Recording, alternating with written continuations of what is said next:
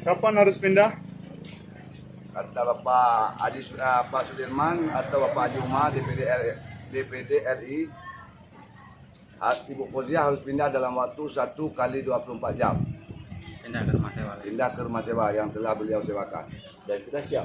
Kami dari perangkat desa dan masyarakat sudah siap. Lagi dibenah sama tukang sekarang.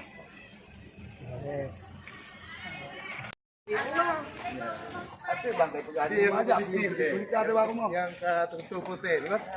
Dia di baru mau. Itu kau nanti itu. Ada pegadaian. Maka. Ya. Anda.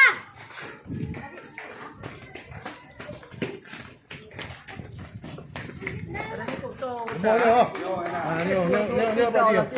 Ini banjir tadi. Betul. Ini. Ni aku mau ni. Nah, apa dia banyak kayak naju kali janjian kan? Anak pegang ini. Nah, waktu mau pindah ke duka kan kau kan. Tanya waktu Tadi ibu dah je udahnya lagi. wajib dapat tahu bahasa lu.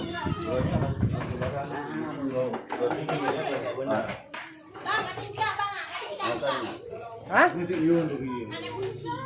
Tiga ni dah sudah. Jadi tiga dapat mau ni buat jangan lo. Lagi buka belum? Ya.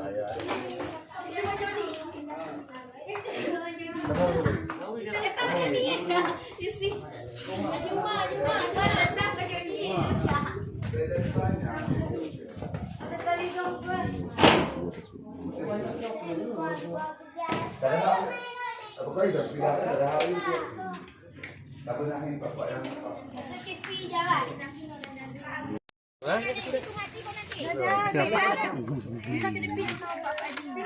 Ya, pakai duit. Ada. Hai. Tim baju baru. Pak Haji bro baju baru. Uma. Kayak topeng. Lanjut. Ya, benar. Cara pakai ini dong.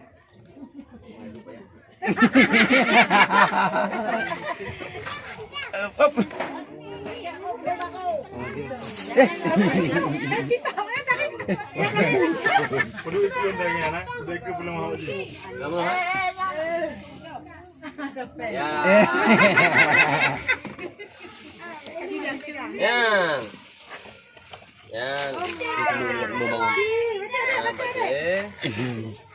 Yang baje.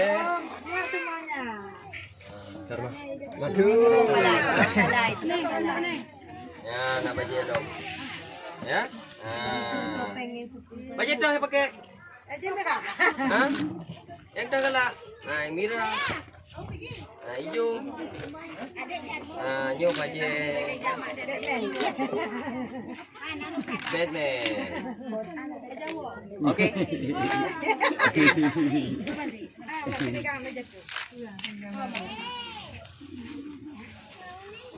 Janganlah deh dipakai. Coba pakai. Pakai ini. Jadi. Ada okey pakai.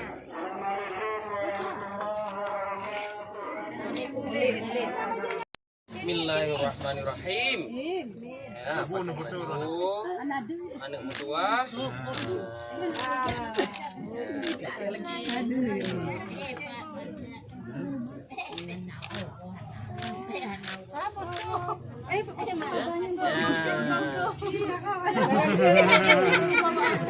Goyang. Jangan.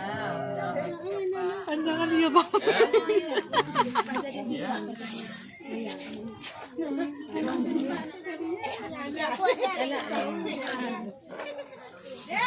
Hai. Jangan buka.